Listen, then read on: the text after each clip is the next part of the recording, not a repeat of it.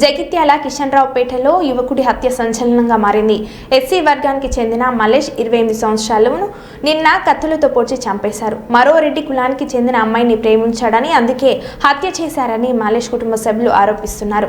కాగా నిన్న యువతి ఇంటికి వెళ్లి గొడవ చేసిన మలేష్ ఆ తర్వాత శివమై కనిపించాడు. యువతి తండ్రి రాజిరెడ్డితో పాటు మరో ఇద్దరిపై పోలీసులు మర్డర్ కేసు నమోదు చేశారు. మల్లేష్ కిషన్రావుపేట గ్రామస్తుడు. మృతునికును మరియు అక్యూజ్డ్ ఎవరైతే ఉన్నారో A1 నైనాల రాజిరెడ్డి కూతురికి గత కొంతకాలంగా అంటే కొన్ని సంవత్సరాల క్రితం వాళ్ళిద్దరు చనువుగా ఉండేవాళ్ళు. తర్వాత బ్రేకప్ అయిపోయింది.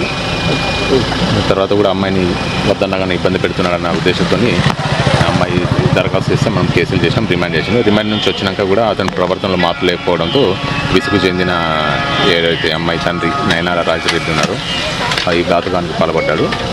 నైనాల రాజిరెడ్డి అతని తమ్ముడు రామరెడ్డి A2 మరియు హరీష్ A3 సహాయంతో నిన్న వెలుగటూరు శివారు ప్రాంతంలో కత్తితో దాడి చేసి హత్య చేశాడని కేసు నమోదు చేసిన SC/ST యాక్ట్ ప్రకారం కేసు నమోదు చేయడం జరిగింది. సంఘటన స్థలాన్ని మా DSP గారు కూడా CI రామ్ నరసింహారెడ్డి సారు అలాగే DSP రవిచందర్ సార్ కూడా రావడం జరిగింది. ఏదైనా ప్రాపర్ ఇన్వెస్టిగేషన్ జరుగుతుంది. ఇది విచారణ తర్వాత రిమాండ్ అప్పుడు మా DSP గారు పూర్తి వివరాలు వెల్లడిస్తారు.